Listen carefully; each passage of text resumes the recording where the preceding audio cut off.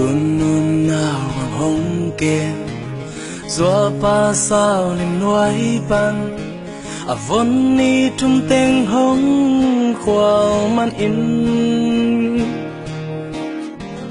quả dù đại cái nuôi ha huýt pi gia pi nuôi ha hắc sana tâm pi ông thoát lối tuôn nu ta có in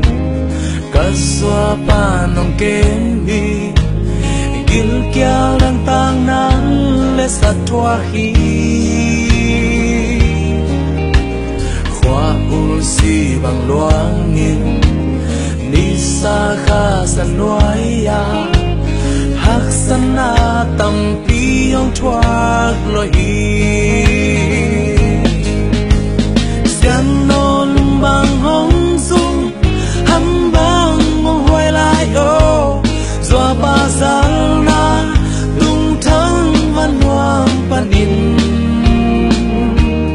thu pa hồng tiên lại ô tuôn nu lệ vốn về thu pa ngã in quan noam hồng bị xa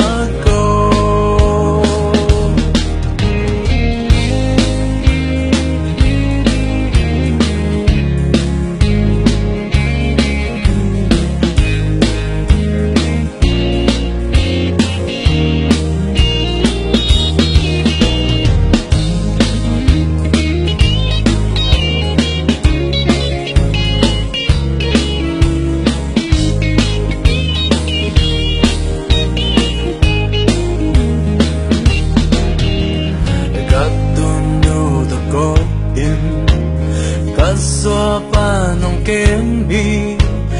gil kiao đang tang na lệ sát thoa hi khoa oxy bằng loang in đi xa kha san noai ya hắc sana